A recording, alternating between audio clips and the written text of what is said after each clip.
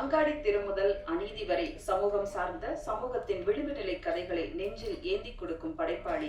உலகெல்லாம் ஊரெல்லாம் உள்ளுக்குள் இருக்கும் அரசியலை சுவாரஸ்யம் குறையாமல் தலைமைச் செயலகம் மூலம் தரமான படைப்பை தந்த இயக்குனர் வசந்த பாலன் அவர்களை உங்கள் முன் பேச அழைக்கிறோம். அனைவருக்கும் இனிய மாலை வணக்கம். 2002 நான் டைரக்டராக இந்த இண்டஸ்ட்ரியில் என்னுடைய ஜேர்னி ஆரம்பித்தேன். கிட்டத்தட்ட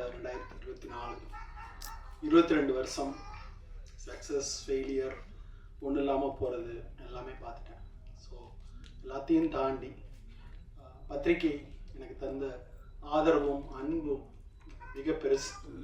ஸோ தேசிய விருதுலேருந்து, மாநில விருதுலேருந்து, ஃபிலிம்ஃபேர்லேருந்து, கேன்ஸ்லேருந்து எல்லாத்தையும் பார்த்து இந்த 22 வருஷம் கடந்ததுக்கு பத்திரிகையாளர் உங்கள் ஒவ்வொருத்தருக்கும் என் மனமார்ந்த நன்றி. இந்த 22 வருஷத்தில் பார்த்தீங்கன்னா வெறும் 7 படம் தான், ஒரு வெப் சீரிஸ். ஏன்னா ஐ லவ் சினிமா, அவ்வளோதான். இதுக்கு பின்னாடி ஒன்று தான் இருக்குது. மேடம் ராதிகா மேம் சொல்கிறப்ப சொன்னாங்க, பாலனுக்கு சினிமானா ஒரு கன்ஃபியூஷன் இருக்குது அப்படின்னு சொல்லிட்டு, சினிமாவை வெப் சீரிஸ் பண்ணுற அந்த கிளாரிட்டி இருக்குன்ட்டு. இன்னொன்று, அவருக்கு வெயில் முடிஞ்ச பிறகு சரஸ் சார் என் கூட படம் பண்ணுங்கன்னு ஒரு செக்கை என் கையில் கொடுத்தாங்க. நான் நிஜமாக செக்கை வாங்காமல், அப்போ என் கையில் 5 பைசா காசு இல்லை. ஆனால் சத்தியமாக எனக்கு உங்கள்கிட்ட கதை இல்லை சார், கதை யோசிச்சுன்னு நான் சொல்கிறேன் சார் அப்படின்னு சொல்லிட்டு அந்த செக்கை நான் வாங்கவே இல்லை. அதுக்கப்புறம் தான் என் கல்யாணமே ஆச்சு, எங்கள் அப்பா தான் செலவு பண்ணேன். ஸோ டுவர்ட்ஸ் ஒரு சினிமாவை நோக்கி பேஷன் தான். நிஜமாவே நான் காசுக்காக வேலை செய்கிற ஒரு ஆள் கிடையாது. ஏதாவது ஒன்று செய்யணுங்கிற ஒரு இன்ட்ரெஸ்ட், என் படத்தில் ஏதாவது ஒன்று இருக்கணும் அப்படிங்கிற ஆர்வம் தான் எனக்கு எப்பயுமே ஓடிக்கிட்டே இருக்கும். நம்ப மாட்டீங்க, அங்காடி திரு ரங்கநாத் ஸ்ட்ரீட்டில் ஷூட் பண்ண முடியுமான்னு யாருக்குமே தெரியாது. ஆனால் நான் ஒரு கதையை யோசிச்சுட்டு உட்காந்துட்டு இருந்தேன், முட்டாள் மாதிரி. ஆனால் அது நடந்துச்சு. ஒன்று சத்தியமாக நீங்கள் நம்புனீங்கன்னா எப்பயுமே அது நடக்கும். அது நான் என் வாழ்நாள் ஃபுல்லாக பார்த்துருக்கேன். சங்கர் சார்ட்ட பார்த்துருக்கேன். அவ்வளோ பெரிய பட்ஜெட் அது நடக்கும். எனக்கும் அது நடக்குமானோ எனக்கு அங்காடித்தில் நடந்துச்சு. வெயிலில் விருதுநகர்லாம் ஷூட் பண்ண முடியாதுன்னு நண்பன் வரதராஜன் சொன்னான். பண்ணுவோம், என்ன நடக்குதுன்னு பார்ப்போம். முதல்ல கேமரா எடுத்துகிட்டு விருதுநகரில் நான் ஷூட் பண்ணேன். அந்த விஷுவல்ஸ் இன்னும் விருதுநகர் புதுசாக மலர்த்தி நிற்குது. ஸோ இப்படி தான் என்னோடய ஜேர்னி. அதனால எனக்கு எப்பயுமே எனக்கு சினிமாங்கிறது முக்கியமான விஷயம். அது டாப்ல இருந்து பாட்டம் வரைக்கும், 100ஆவது நாள் வார்போஸ் ஓட்டுற வரைக்கும் அந்த படத்தை நானாக சுமந்துட்டு அலைகிற ஒரு ஆளாக தான் நான் எப்பயுமே அந்த சினிமாவில் இருந்திருக்கிறேன், இருப்பேன். இப்படியே என்னை சினிமா இன்னும் வச்சிருக்குன்னு நம்புகிறேன். உங்களுடைய அன்பால் நினைக்கிறேன். அந்த அன்புக்கு நன்றி. தலைமைச் செயலகம் ஒரு சடன் ஆஃப் ஆல், ஒரு கோவிட் லாக்டவுன் ஸ்டார்ட் ஆகிறப்ப ராதிகா மேம் எனக்கு ஃபோன் பண்ணாங்க. பாலன், இந்த மாதிரி ஒரு சிஎம் பற்றி ஒரு கதை இருக்குது, நீங்கள் பண்ண முடியுமா அப்படின்னு கேட்டாங்க. அந்த கதையை நான் கேட்டேன். கண்டிப்பாக அவங்கள்ட்ட சொன்ன மாதிரி இந்த கதையை பண்ண நம்ம ஊர்லேயே இருக்க முடியாது மேடம் அப்படின்னு சொன்னேன். அதுக்கு பிறகு அந்த கதையை நான் எழுதி வேணால் நான் என் ஸ்க்ரீன் ப்ளே பண்ணி உங்கள்கிட்ட சொல்கிறேன், பிடிச்சிருந்தா நம்ம பண்ணலாம் அப்படின்னு நான் சொன்னேன். கிட்டத்தட்ட ஜெயமோகன் அவர்கிட்ட தான் ஃபஸ்ட்டு சொன்னேன். அவர் தான் இந்த லைன் சொன்னார். அதிலிருந்து தொடர்ந்து டிஸ்கஸ் பண்ணி அவங்கள்ட்ட சொன்னேன். ஸோ உடனே அவங்களுக்கு பிடிச்சிருச்சு. அப்போ பக்கத்தில் அவங்களுக்கு பிடிக்குதா பிடிக்கலையான்னு சொல்கிறதுக்கு முன்னாடி சார் சூப்பராக இருக்குது ராதிகா அப்படிங்கிற மாதிரி சொன்னாங்க. அதான் குட் சைன். அதுலேருந்து ஸ்டார்ட் ஆச்சு இந்த ஜேர்னி. அது பிறகு ஜீல சொல்லி ஓகே பண்ணோம். அப்படி தான் இந்த ஜேர்னி, அந்த கதை, இந்த படம் துவங்கிச்சு. ஸோ அந்த படம் துவங்குறப்ப நினச்சேன், ஒரு வெறும் அரசியல் படமாக மட்டும் எல்லாரும் பண்ணுறாங்க, கிரிட்டிசைஸ் பண்ணுறாங்க, எல்லாம் செய்கிறாங்க. இந்த அரசியல் படத்தை தாண்டி இந்த படத்தில் வேற ஒன்று சொல்லணும். எந்த அரசியல் படத்துலையும் சிஎம் கெட்டவர் தான். ஆனால் முதல் முறையாக சிஎம் நல்லவரா கெட்டவரா, அவர் ஊழல் பண்ணியிருக்காரா பண்ணலையா, அது மேட்டர் இல்லை. சிஎம்ங்கிற அந்த போஸ்டில் இருந்துட்டு ஒரு ஊழல் குற்றச்சாட்டு சுமத்தப்பட்டாவே ஊழல் செஞ்சவங்கன்னு அர்த்தம் இல்லை. சுமத்தப்பட்ட ஒரு முதல்வரின் அக மன புற சிக்கல்களை இந்த படம் பார்த்தீங்கன்னா தெரியும். ஒரு ஊழல் குற்றச்சாட்டு சுமத்தப்பட்ட ஒரு சிஎம்மோட அக சிக்கல்களை, அவர் என்ன ப்ரெஷரை இந்த பீரியட் ஆஃப் 3 months அனுபவிக்கிறாரு, இதை மட்டும் சொல்லணும்னு நினச்சேன். அவர் நல்லவரா கெட்டவரா எதையுமே சொல்லணும் இல்லை, அதை அப்படியே விட்டுருங்க. ஒரு கதை சொல்வார், நீங்கள் உங்களுக்கு தெரிஞ்சு நினைக்கிறேன், கைமூக்குன்னு ஒரு கதை சொல்வார். நாகர்கோவில் பக்கம் தப்பு செஞ்சவங்க நல்லவங்களா கெட்டவங்களா சோதிக்க ஒரு டெஸ்ட் இருக்கு. கொதிக்கிற எண்ணெயை கொண்டு சுசீந்திரம் கோயிலுக்கு முன்னாடி வைப்பாங்க. அந்த கொதிக்கிற எண்ணெய்க்குள்ள ஒரு அனுமார் சிலையை உள்ளே போடுவாங்க. கை வேகாமல் எடுத்துட்டா நல்லவன், கை வெந்துட்டா கெட்டவன் அப்படின்னு சொல்லிட்டு அந்த சின்ன அவங்களுடைய பேத்தி கேட்கும், கை வேகாமல் எடுத்துருவீங்களா அப்படின்னு சொல்லிட்டு. இந்த சமூகத்தில் நம்ம ஏதாவது ஒரு மக்களுக்கு நல்லது செய்யணும் அப்படின்னு நினச்சோம்னா, இல்லை மக்களுக்கு நல்லது செய்கிறது தான் ஒரு தலைவனுடைய வேலை அப்படின்னு நினச்சோம்னா, அதுதான் தலைவனுடைய காதல் அப்படின்னு நினச்சோம்னா, அதுக்கு சில தப்புகள் பண்ண வேண்டியிருக்குங்கிறது தான் அதுக்கு பின்னாடி இருக்கிற அண்டர்லைன். அதை தான் நான் இந்த டீசர்னுடைய உங்களுக்கு தெரியும், நீதினா என்ன, மக்கள் மீது கொண்ட காதல் தான் நீதி. மக்களுக்கு நல்லது செய்யணும்னா, அந்த நீதியை காப்பாற்றணும்னா சில தவறுகள் செய்ய வேண்டியிருக்கும். அந்த தவறுகளுக்கு தண்டனை கூட கிடைக்கும். அதை சட்டம்னு சொல்லணுமே தவிர நீதின்னு சொல்லக்கூடாதுன்னு ஒரு இடத்துல சொல்லியிருப்பேன். இது மாதிரி இந்த படம் முழுக்க அரசியலையும் தாண்டி நிறைய விஷயங்களை எனக்கு பேசுறதுக்கு ஒரு இடம் இருந்துச்சு. நான் எல்லா நேரமும் என்னை நான் நினச்சிக்கிறேன், நான் ரொம்ப ப்ரெஷராக இருக்கிற நினச்சிருக்க ஒரு இடம் உண்டு. ஸ்ரேயாவும் கிஷோரும் பேசுகிற ஒரு இடம். எவ்வளோ ப்ரெஷராக இருக்கிறீங்க, கட்சி என்ன ஆக போகுது, இந்த நாடு என்ன ஆக போகுது, வீடு என்ன ஆக போகுதுன்னு சொல்கிறப்ப அவங்க ஸ்ரேயா சொல்லுவாங்க, மேற்கு தொடர்ச்சி மலை மேலே ஊறுற எறும்பு நினச்சிக்குமா, இந்த மலையவே நான் தான் தூக்கி சுமக்கிறேன்னு, அது மாதிரி இருக்குது நீங்கள் கவலைப்படுறதுன்னு ஒரு வார்த்தை சொல்லுவாங்க. அவர் அப்படியே கூர்ந்து பார்ப்பார். அப்போ சொல்லுவாங்க, இத்தனை கொய்யா பிஞ்சு இதில் நாம் சிற்றெரும்பே அப்படின்னு பாரதிதாசனுடைய வரியை சொல்வார். அவ்வளோ இது மேலே உலகத்துல இருந்து கீழே பார்க்குறப்ப நம்மளாம் எறும்பு மாதிரிங்க. நம்ம எந்த பிரச்சனையும் தூக்கி சுமக்க தேவையில்லை. நம்ம எறும்புன்னு நினைச்ச கணத்துல நம்ம மண்டையில் இருக்க எல்லா தலகணமும் கீழே அப்படி அப்படி குப்பை மாதிரி அப்படி விழுந்துரும் அப்படிங்கிற வரியை நான் ஒவ்வொரு நாளும் எனக்கு ப்ரெஷர் வர்றப்பெல்லாம் நினச்சிப்பேன். அப்படி எனக்கு நானே பர்சனலாக சொல்லிக்கிற ஒரு லைன். நிஜமாவே ஜார்க்கண்டில் இருக்கிற பழங்குடியினரை அடித்து துரத்தி கற்பழிக்கப்பட்டு வீடுகள் கொளுத்தப்பட்டு அங்கிருந்து ஓடி வர்ற ஒரு பெண்ணுடைய கண்களிலிருந்து தான் இந்த கதை துவங்குகிறது. நான் அது கேட்குறப்ப அந்த லைன் படிக்கிறப்ப எனக்கு தோணுச்சு, காடுன்னா என்னன்னு தெரியுமா அப்படின்னு என் வீட்டில் என் பையன்கிட்ட கேட்டேன். அவன் சொன்னான், ஊட்டிக்கு போனோமே டாடி, ரெசார்ட். பா உங்களுக்குலாம் ஊட்டியில் இருக்கிற ரெசார்ட்டு தான் காடா? காடுன்னா என்னன்னு தெரியாதா? இந்த வாழ்க்கைன்னா என்ன தெரியாது? இந்த மாதிரி நிறைய கேள்விகளை இந்த வெப் சீரிஸ்ல இந்த கேள்விகளை அங்கங்கே தொக்கி நிற்க வச்சிருக்கிறது தான் என்னுடைய இடம் அப்படின்னு நினைக்கிறேன். இந்த கேள்விகள் ஏதோ ஒரு விதையை தூச்சுனா அதுவே ரொம்ப மகிழ்ச்சியாக இருக்கும் நான் நினைக்கிறேன். ரெண்டாவது, ஒரு 3 வருஷத்துக்கு முன்னாடி எனக்கு இந்தியாவில் இருக்கிற எல்லா மாநிலங்களுக்கும் சென்று வருகிற ஒரு வாய்ப்பு இருந்துச்சு. எல்லா மாநிலத்துக்குள்ளேயும் நூக்கன் கார்னர் போகிற ஒரு லொக்கேஷன் ஹண்டிங் இருந்துச்சு. அதுக்கு நான் போகிறப்ப தான் எனக்கு தெரிஞ்சு தமிழ்நாடு டாப்ல இருந்து பாட்டம் வரைக்கும் அவ்வளோ முன்னேறி இருக்கு. ஆரம்ப சுகாதார நிலையத்திலிருந்து மெடிக்கல்ல இருந்து ரோடுல இருந்து அவ்வளோ முன்னேறி இருக்கு. ஜார்க்கண்ட்லாம் ஒரு பெட்ரோல் பங்க்ல பார்த்தேன், ஒரு டாக்டர் உட்கார்ந்துருக்கிறார். ஒரு டேபிளை விரிச்சு நம்ம ஊர்ல லாட்டரி டிக்கெட் விற்கிற மாதிரி 10 மாத்திரை வச்சுட்டு உட்கார்ந்துட்டு இருக்காரு. நான் பீகார்ல ஒரு இடத்துல ஒரு வில்லேஜ்ல கேட்டேன், ஒரு சமூக ஆர்வலர்கிட்ட கேட்டேன், அப்போ என்ன பிரச்சனைக்காக வந்திருக்கிறேன் அப்படின்னு. ஒரு பொண்ணு ஒரு அண்ணன் கல்யாணம் பண்ணி கூட்டிட்டு வந்திருக்கான். அவங்க வீட்டில் இருக்க எல்லா ஆம்பளைங்களும் அந்த பொண்ணை பலாத்காரம் பண்ணிட்டாங்க. அந்த பொண்ணு இப்படி பலாத்காரம் பண்ணாங்க, என்ன செய்யறதுன்னு கேட்டுச்சு. இப்படி ஒரு இடத்துல தான் இந்தியாவில் இருக்கிற வேற எல்லா மாநிலங்களும் இருக்கிற சமூக நீதி அரசியல் இருக்கிறது. நான் நம்ம ஊர்ல ஒரு வயசான பாட்டியை போய் கிராமத்துல போட்டோ எடுத்தா, எடுவட்ட நாய் அங்கிட்டு போடா இப்படின்னு சொல்ற இடத்துல எந்த அரசியல் கட்சின்னு சொல்லுங்க, அதையும் தாண்டி 50 ஆண்டு காலம் நம்மளை தமிழ்நாட்டில் வழிநடத்தின பெரியாரிய, மார்க்சிய, அம்பேத்கரிய அரசியல் கொண்டு வந்து நிப்பாட்டியிருக்கு. பிறந்த குழந்தை வயிற்றுக்குள்ள இருக்கிறதுல இருந்து ஒருவன் செத்து போற வரைக்கும் அவன் வளர்வதற்கான சட்டங்களை இந்த அரசாங்கம் வகுத்திருக்கு. அடுத்து அந்த பதவிக்கு யார் வந்தாலும் சரி வராட்டிலும் சரி ஒவ்வொருத்தருக்குமான ஒரு அரசியல் பாதுகாப்பை ஒரு அரசாங்கம் வழங்கி இருக்குன்னு தோணுச்சு. என்ன ஊழல் இருந்தாலும் இந்த அரசாங்கம் இதை வழங்கி இருக்குன்னு எனக்கு சந்தோஷமா இருந்துச்சு. இன்னும் இந்த பொலிட்டிக்கலுக்குள்ள இந்த அரசியலை கூர்ந்து பாக்குறப்ப இந்த உலகத்திலேயே ஜனநாயகத்தை விட சிறந்த ஆட்சி முறை எதுவும் இல்லைன்னு எனக்கு தோணுச்சு. ஜனநாயகத்தை கட்டமைக்கணும்னா ஊழல் நிறைந்ததா தான் இருக்கும், ஆனா மக்களுக்கு நலன் போய் சேரும்.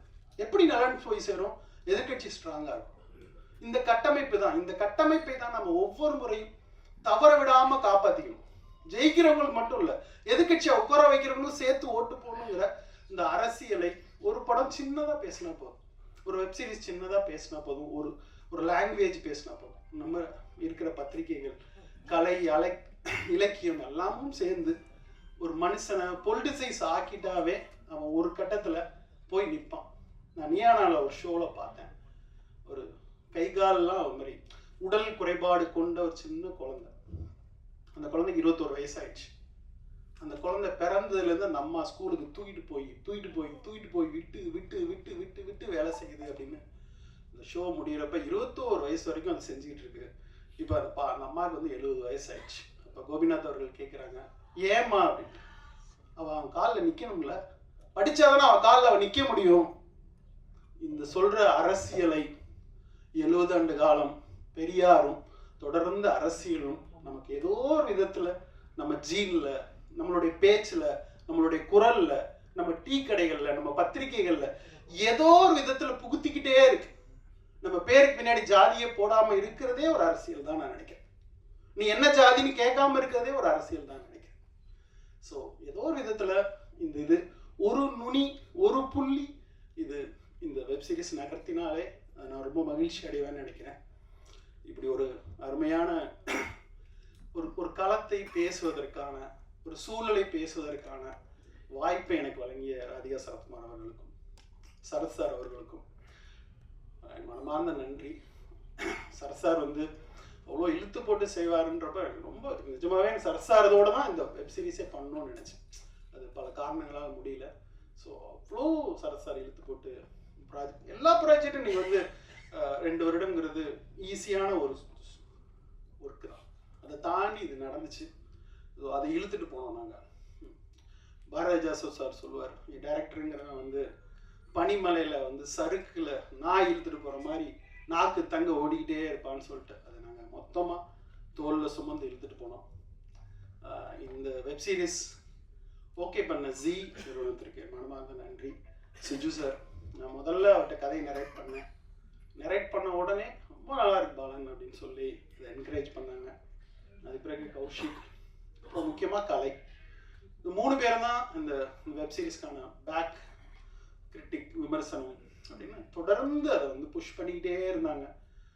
அவங்க 3 பேருக்கும் சிஜு சார் இங்கே வரல, சிஜு சாருக்கு மனமார்ந்த நன்றி. அவ்வளோ என்கரேஜிங்கான வார்த்தைகளாக இருக்கும். இவ்வளோ பொலிட்டிக்கலான ஒரு விஷயத்த வேற ஓடிடியில் பண்ணியிருக்க முடியுமான்னு கூட எனக்கு தெரியல. அதை வந்து ஒரு தைரியமாக வந்து அங்கீகரித்தார். அப்புறம் என்னுடைய கேஸ்டிங் பல விஷயங்கள் அவர் அங்கீகரித்தார். ஈவன் கௌஷிக் ஷூட்டிங் வந்து என்கரேஜ் பண்ணுவார், சரியாக இருக்குன்னு சொல்லுவார், பல விஷயங்கள் சொல்லலாம். கலை ஒரு ஏடி மாதிரி கலை வந்து இந்த வெப் சீரிஸ் முழுக்க வேலை பார்த்தாரு. ராமதாஸ் சாரோட பையன், பியூட்டிஃபுல்லான ஒரு பையன். ஸோ 3 பேரும் ரொம்ப அவங்களுக்கு நன்றி. அப்புறம் ரேடன், சுபா வெங்கட் மேம் இங்கே வந்திருக்காங்களான்னு தெரில.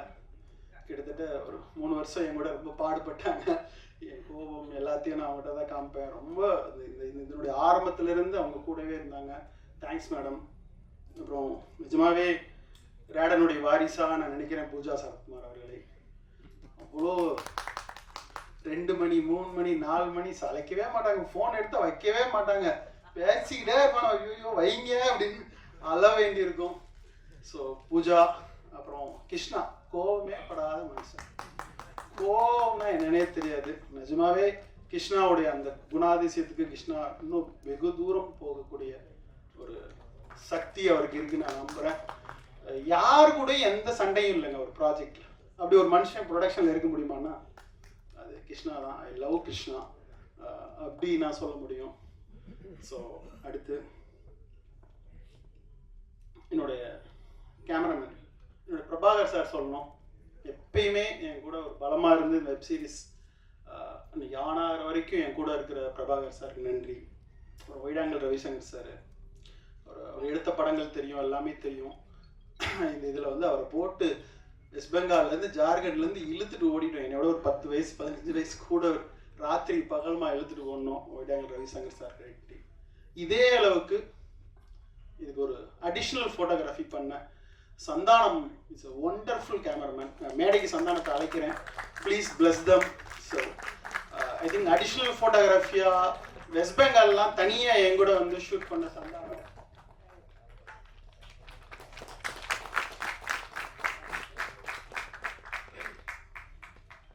சந்தானத்துக்கு நன்றி. அப்புறம் ஆர்டர் சசி, பட்ஜெட்டே இல்லை சார், பட்ஜெட்டே இல்லைன்னு புலம்பிகிட்டே இருப்பார். ஆனால் காலையில் எல்லாமே தலைமைச் செயலகமே ரெடி ஆயிரும். சசிக்கு நன்றி, அப்புறம் ஜெயமோகனுக்கு நன்றி, அப்புறம் என்னுடைய டைலாக் ரைட்டர்ஸ் புதிய பருதி ஒரு ஒண்டர்ஃபுல் டைலாக் ரைட்டர். நீங்கள் பார்க்குற டைலாக்ல அவ்வளோ அழகாக இருந்துச்சுன்னா அது காரணம் அவர் தான். அப்புறம் வந்து பரணிகிரி, அப்புறம் வந்து ஜீவா அவர்கள். அப்புறம் என்னுடைய டீமை வந்து நான் மேடை கூப்பிடணும் ப்ளீஸ். என்னுடைய ஏடிஸ் புவன், விக்கி, ராம், பிரதீப். சத்தியமா இவங்க இல்லைன்னா நான் இல்லை. ஏன்னா இந்த எபிசோட்ல எங்க ஷூட் பண்றோம்னு எனக்கு தெரியாது. ஏன்னா 8 episode 5 hour 20 minutes footage. Bhuvan, Vicky 2 பேரும் சார் இது இங்கேருந்து முடிக்கணும் சார், இது இங்கே முடிக்கணும் சார், இந்த முடிச்ச ட்ரெஸ் முடிச்சோன்னே அதை எடுத்துடலாம் சார். அவ்வளோ பிரில்லியண்டா கிட்டத்தட்ட 3.5 வருஷம் புவன்லாம் என் கூட இருந்து வெப் சீரிஸோட நுகான்சஸ் எல்லாமே தெரிஞ்ச ஒரு புவன். விக்கி, கார்த்தி, அவன் வந்து பிரதீப் வந்து இந்த படத்துல இருக்கிற நிறைய கிராஃபிக்ஸே பண்ணாம அவனே வீட்டில் வச்சு கிராஃபிக் பண்ணி எடுத்துட்டு வந்து போட்ட ஒருத்தன். பட்ஜெட்ல சொல்லுவேன் நான் பண்ணி எடுத்துட்டு வந்துடுறேன் சார் அப்படின்னு சொல்லி ஒருத்தன். ஸோ தேங்க்ஸ் கைஸ், நீங்க இல்லைன்னா இல்லை. ஸோ தேங்க்யூ, உங்களால தான் இந்த வெப் சீரிஸ் சாத்தியமாச்சு எனக்கு. So thank you Bhuvan, thank you. உங்க எல்லாருமே நல்ல டைரக்டரா வர்றதுக்கான எல்லா சாத்தியக்கூறுகளும் இருக்காங்க. என் கையில காசு இல்லை இருந்தேன்னா புவனை நான் ப்ரொடியூஸ் பண்ணி ஒரு படம் பண்ணுவேன். அந்த அளவுக்கு well talented Vicky, every one also thank you guys. அப்புறம் பட்னம் ரசீத் அவர் இந்த படத்துல இருக்கிற கிஷோர் அவர்களுக்கு வந்து இந்த கெட்டப் வரைஞ்சா சரியா இருக்கும் அப்படின்னு அந்த கெட்டப் வரைஞ்சு கொடுத்தாரு. நான் கிஷோர் வச்சு டெஸ்ட் ஷூட் எடுக்கிறப்ப அதை நான் பார்த்தேன். அவ்வளோ பியூட்டிஃபுல்லாக இருந்துச்சு. அது வந்து படத்தில் உங்களுக்கு தெரியும். ஸோ எனக்கு அப்படி ஒரு கெட்டப் வந்த பிறகு தான் என்னால் நம்ப முடிஞ்சிச்சு. அவர் ஒரு அருணாச்சலம் சிஎம்மா, அது அவருக்கு நன்றி. ப்ளஸ் லிரிக் ரைட்டர்ஸ், ஆக்ஷன் பண்ணவங்க, அசோசியேட் டைரக்டர் அமல் வரல, பாரதி வரல, அவங்களுக்கு என்னோட நன்றி. Ramesh, one of the second unit டைரக்டராக வேலை பார்த்த ரமேஷ். நாகராஜ் டிஸ்கஷன் வந்த நரேஷ், எல்லாருக்கும் நன்றி. விதமாக நன்றி. உங்களுக்கு இந்த சீரியஸ் பிடிச்சிருந்தா உங்கள் அனைவருக்கும் நன்றி. அப்புறம் என்னுடைய ஆர்டிஸ்ட் ஒருத்தர் கூட விடாமல் மியூசிக் டைரக்டர் ஜிப்ரான் அவர்களுக்கு மிக்க நன்றி. அடிஷ்னல் மியூசிக் பண்ண சைமன் அவர்களுக்கு நன்றி. ஸோ 8 எபிசோடுக்கு ரீரெக்கார்டிங் பண்ணுறது, இது இல்லாமல் சாங்ஸ் வேறு வேணும்னு அடம்பிடிச்சு வாங்கி அப்படின்னு ஒரு படம் மாதிரியே ட்ரீட் பண்ணணும்னு நினச்சேன். அப்படி ஒரு கேரக்டரும் மாயா வந்துச்சு. ஸோ அதையும் நான் பண்ணேன். அது பிறகு ஆர்டிஸ்ட் சொல்லலாம், கிஷோர் சார் ஸோ ஒண்டர்ஃபுல். அவர் வந்து பிரமாதமாக படுத்தியிருக்காரு. அவர் இங்கே வரல, அவர் ஒரு தனி மனிதர். இன்னும் கிஷோர் சார் பற்றி சொன்னாங்க மேனேஜர்லாம் எதுவுமே இல்லைன்ட்டு. இன்னொரு அவரை பற்றி ஒரு நல்ல தகவல், ஒரு அசிஸ்டன்ட் இல்லாமல் கூட ஷூட்டிங் வருவார். ஷூட்டிங்கில் வந்து ஒரு டச்சப் எதுவுமே வச்சுக்க மாட்டார். சாப்பாடு வேணும்னா அவரே போய் ப்ரொடக்ஷன்ஸ்லாம் வரிசையில் நிற்கிற பிளேட்டில் தட்டு எடுத்துகிட்டு வந்து சாப்பிடுவார். ஷூட்டிங் வரணும்னா ஒரு ஆட்டோ பிடிச்சி வருவார், ஆட்டோ பிடிச்சி போவார். இப்படி ஒருத்தர் பார்த்ததே இல்லை. பியூட்டிஃபுல். அவரோட ஆத்மா வெரி குட். அவர் 12:30 மணிக்கு நான் ஷூட்டிங் எடுத்திருந்தா கூட முகத்தில் அப்படியே சந்தோஷம் இருக்கும், எரிச்சலே இருக்காது, என் மேலே கோவமே வராது. எப்படி சார் இப்படி மூஞ்சி வச்சுக்கிறீங்க அப்படின்னு. ஆர்டிஸ்டாக இருக்கிறதா அப்படின்னு சொல்லுவார். சிரிப்பாக வரும். தேங்க்ஸ் கிஷோர் சார், நீங்கள் வரல. ஆனால் ஒவ்வொரு நாளும் சீன் எடிட் பண்ணுறப்ப திருப்பி சீனை பார்க்குறப்ப நான் வந்து என் காட்சி உண்மையாக வந்தது. ஏன்னா ஒரு பொலிட்டிக்கல் வெப் சீரிஸ் பண்ணுறப்ப என் வாழ்க்கைக்குள்ள அது தெரியாது. ஆனால் அது ரொம்ப உண்மையாக இருக்கும். அதை உண்மையாக்குன கிஷோர் சார் அவர்களுக்கு என் மனமார்ந்த நன்றி. ஸ்ரேயா, வந்து இந்த கொற்றவை துர்கா சக்தி இந்த ரோல் வந்தோடனே அவங்க பண்ணால் ரொம்ப நல்லா இருக்கும்னு நினச்சேன். ஏன்னா வெயிலில் வந்து ஒரு 3 நாள் தான் என் படத்தில் வெயிலில் நடிச்சுட்டு போனாங்க. அவங்கள்ட்ட ஒரு 10 வாரத்துக்கு மேலே பேசியிருக்க மாட்டேன் வெயில் நேரத்தில். ஏன்னா எஸ்எஸ் மியூசிக்கில் அவங்கள பார்த்து ஒரு சின்ன பயம் எனக்கு எப்பயுமே இருக்கும். ஸோ அதனால் 3 வாரத்தை கூட பேச மாட்டேன். நான் திருப்பி எடிட் பண்ணி அதை பார்க்குறப்ப எங்கள் ஊர் பாண்டியம்மாவா அவங்க வாழ்ந்துருந்தாங்க. அது பிறகு தொடர்ந்து அவங்களுக்கு அவார்டு கிடச்சிச்சு அந்த படத்தில். தொடர்ந்து அவங்களோட பேசிட்டே இருந்தேன். எனக்கு வந்து இந்த கொற்றவையாக யோசிக்கிறப்ப, ஒரு பொண்ணுக்கு அம்மாவாக யோசிக்கிறப்ப, ஒரு இன்டெலிஜென்ட் உமன் நான் போர்ட்ரேட் பண்ணணும்னு ஆசைப்பட்டேன். லிட்ரேச்சர் தெரிகிற, அரசியல் தெரிகிற, உண்மையிலேயே அரசியலினுடைய அந்த அந்த கடைசி தீயிலிருந்து கிளம்பி வந்த ஒரு கொற்றவையாக நான் நினச்சேன். அப்படி ஒருத்தங்க வேணும் அப்படின்னு ஆசைப்பட்டேன். அவங்களுடைய ஃபிட்னஸ் ஆகட்டும் பிரமாதமாக இருக்கும். என்ன 6 மணிக்கு விடுறோன்னு சொல்லி 9 மணி வரைக்கும் ஷூட் பண்ணால் துப்பாக்கி எடுத்து சுற்றுவேன்னு மிரட்டுவாங்க. அது ஒன்று தான் பயமாக இருக்கும். Thanks Shreya ma'am. Bharath sir வெயிலேருந்து எனக்கு பெரிய நட்பு இருக்குது. கெஸ்ட் ரோல் வேணும்னு கேட்டால் கூட அரவானில் பண்ணாங்க. ஸோ இதில் ஒரு ரோல் இருக்குது சார், நான் பாலா உங்க கூட வர்றேன், நான் எதுன்னு நீ சொல்ல தேவையில்லாம், ஷூட்டிங் வந்துடுறேன் அப்படின்னு சொல்கிற ஒரு பேரன்பு இருக்குது பரத் சார்கிட்ட. சந்தான பாரதி சார் சத்தியமாக சொல்கிறேன், வேற ஒரு ஆக்டர் தான் அதில் நடிக்கணும்னு நான் நினச்சேன். அவர் பேரை தான் நான் ஓகே பண்ணேன் ஜீல. ஆனால் நான் நினச்சேன் அந்த ஆக்டர் நடித்தாருன்னா கெட்டவனாயிரும் அந்த ரோல், நான் நல்லவனாக தெரியணும், யார் பண்ணால் நல்லாயிருக்கும் அப்படின்னு நினச்சேன். அப்போ தான் சுழல் பார்த்தேன், விக்ரம் பார்த்தேன். சந்தான பாரதி சார் நடித்தா அந்த கேரக்டர் இன்னோசென்ட்டாக மாறி, எந்த அரசியல் ஆசையும் இல்லாத, தோழன் மீது அன்பு கொண்ட, அந்த 70 வருஷம் பழமை கொண்ட அந்த அந்த அதை வந்து பியூட்டிஃபுல்லாக பண்ணிட்டேன், பிரமாதமாக பண்ணிட்டேன். நான் வந்து அதை ஷூட் பண்ணி முடிச்ச உடனே சாருக்கு ஃபோன் பண்ணி சொன்னேன், சார் பிரமாதமாக இருந்திருக்கு, அந்த அந்த பேசுகிற சீனை ஒரு 12 பக்கம் டைலாக் எழுதிருந்தோம், என்னால் முடியாதியா அப்படின்னாரு. சார் நீங்கள் என்ன பேசுவீங்களோ பேசுங்க சார் அப்படின்னு சொன்னேன். அவ்வளோ அருமையாக ஒரு ஆணும் ஆணும் 70 வயசில் கட்டிப்பிடிக்கிறதுல ஒரு அன்பு சுரக்குமா அப்படின்னா எனக்கு தெரியல, எழுதிட்டேன். ஆனால் ஸ்க்ரீனில் கிஷோரும் இவரும் கட்டிப்பிடிக்கிறப்ப கண் கலந்துச்சு, அன்பு சுரந்துச்சு. ஸோ அந்த அன்பை ஒரு முகம் கொண்டு வர முடியும்னா இன்னும் அந்த கல்லங்கப்படம் இல்லாத சந்தான பாரதி சாரை பார்க்குறப்ப எனக்கு ரொம்ப சந்தோஷமா இருக்கும். Thanks sir. நிரு ஒரு ஹீரோவா வந்துடணும், ஹீரோவா ஒரு படம் பண்ணிடணும்னு நினைக்கிற நேரத்தில் பிரபாகர் சார் சொன்னதுக்காக வந்து நான் என்ன வேணா பண்ணுறேன் சார் அப்படின்னு ஒரு பியூட்டிஃபுல்லான ரோலை சில நாள்லாம் ஷூட்டிங் முடிகிற வரைக்கும் நிருப்பு வந்தாரா வரலையானு எனக்கு தெரியாது. பேக்கப் பண்ண பிறகு நிருப் சார் நான் காலையிலேருந்து வெயிட் பண்ணுறேன், ஐயோ சாரி நிருப்புன்னு கெஞ்சேன். சார் சினிமானா இப்படி தான் சார் நடக்கும் அப்படின்னு புரிஞ்சுக்கிட்ட நிருப் நன்றி. கவிதா பாரதி சார் நல்ல நண்பர் ஆகிட்டார் இந்த காலத்தில். சின்ன ரோல் தான், ஆனால் ரொம்ப உண்மையாக அழகாக பியூட்டிஃபுல்லாக பண்ணுறவர். நிறைய பொலிட்டிக்கல் கருத்துக்களை டெய்லி ஃபேஸ்புக்கில் எழுதிக்கிட்டு இருக்காரு. அது சீக்கிரம் அவருக்கு நிஜமாகட்டும். சொல்லிட்டேன் நினைக்கிறேன். ரவி எடிட்டர், என்னுடைய அநீதி படத்தில் நான் ஒரு எடிட்டராக இன்ட்ரோடியூஸ் பண்ணேன். கிட்டத்தட்ட இந்த 3 வருஷம் இந்த வெப் சீரிஸை மட்டும் ஒரு 22,000 தடவை எடிட் பண்ணியிருப்போம். இந்த 22,000 தடவையும் எந்த மனஸ்லேகமும் இல்லாமல் என்னுடைய தொந்தரவை பொறுத்துக்கிட்டு அதை அவுட் போட்டு எடுக்கிறதுங்கிறது ஒரு பெரிய வேலை. ஆனால் அது ரொம்ப பிரமாதமாக பண்ண ரவிக்கு நன்றி. சாஜி சார் ரைட்டராக எனக்கு தெரியும், வெயிலில் இருந்து பியூட்டிஃபுல்லான ரைட்டர். ஆக்டராக மாறின பிறகும் தெரியும். ஆனால் இந்த படத்தில் ஒரு 3 நாள், ஆனால் ஒரு நார்த் இந்தியன் பொலிட்டீஷியன் மாதிரி லுக்கு வேணும் அப்படின்னு சொன்னப்போ 3 நாளில் கிட்டத்தட்ட 12 சீன் ஷூட் பண்ணோம். பிரமாதப்பட்டுட்டேன். சாஜி சார் வர்ற சீன்லாம் அப்படி அவர் பெர்ஃபார்மன்ஸ் ஆகட்டும், அவர் வந்து அதை கேரி பண்ணுற விதமாகட்டும், ஐ திங்க் இது வரைக்கும் நடிச்சதில்ல Saji sir, this is the best உங்களுக்கு இது. Plus Siddharth Vipin, I love, அவ்வளோ காமெடியாக இருக்கும். அவர் டிவியில் எங்கே போனாலும் பார்த்துக்கிட்டே இருப்பேன். அவர் மியூசிக்கும் பிடிக்கும். ஷூட்டிங்கில் அவ்வளோ லவ்வபிளாக. சார் இப்போ இந்த எடுத்தோம்ல இதுக்கு ஒரு ரீ ரெக்கார்டிங் போட்டிருக்கேன் பார்க்குறீங்களா அப்படின்னு அந்த எடுத்த சீனுக்கு அப்போவே ரீ ரெக்கார்டிங் போட்டு என் ஸ்பாட்டில் காம்பாரு. ஸோ அவருக்கு நன்றி. பேர் விடுபட்டு போயிருந்தா அனைவரும் மன்னிக்கவும், யாராவது விடுபட்டு போயிருந்தா அனைவருக்கும் நன்றி. இது ஒரு ஒண்டர்ஃபுல் எக்ஸ்பீரியன்ஸாக இந்த நிகழ்வு, இந்த வெப்சீரிஸ் மாதிரி இருக்குது. இது உங்களுடைய ஆதரவால் மக்களிடையே போய் சென்று சேரும் நான் நம்புகிறேன். நன்றி, வணக்கம்.